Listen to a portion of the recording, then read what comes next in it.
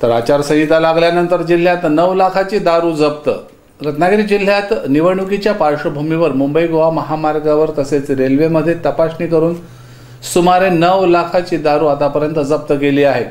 आचारसंहिता लागू झाल्यानंतर सर्वच ठिकाणी तपासणी नाके उभारून वाहनांची कसून तपासणी केली जात असून उत्पादन शुल्कासह पोलिसांकडून दारूचा साठा जप्त करण्यात येत आहे।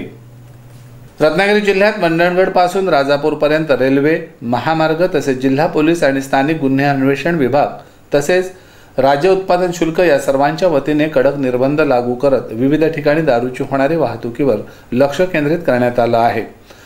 त्यानुसार आतापर्यंत जिल्ह्यामध्ये 9 लाखाची दारू विविध ठिकाणाहून जप्त करण्यात आली। काही ठिकाणी कारवाई करत गुन्हे दाखल करण्यात आले। जिल्ह्यात आतापर्यंत 66 ठिकाणी छापे मारण्यात आले असून सुमारे 9 लाखाची दारू या अंतर्गत जप्त करण्यात आली आहे। यामध्ये रेल्वे पोलिसांनीही चांगली महत्त्वाची भूमिका बजावली असून गोव्यातून गुजरातच्या दिशेने जाणारी दारू रत्नागिरीमध्ये पकडण्यात आली आहे।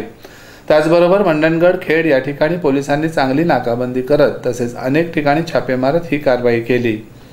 रत्नागिरी पोलिसांनी विविध ठिकाणी नाकाबंदी केली असून त्या अंतर्गत ही कारवाई करण्यात आली। यासाठी पोलीस अधीक्षक प्रवीण मुंडे, अप्पर पोलीस अधीक्षक गायकवाड, स्थानिक गुन्हा अन्वेषण विभागाचे पोलीस निरीक्षक शिरीष सासणे यांच्यासह विविध पोलीस ठाण्यांचे पोलीस निरीक्षक यांनीही आणि रेल्वे पोलीस यांनीही धडक कारवाई करून ही दारू जप्त केली आहे।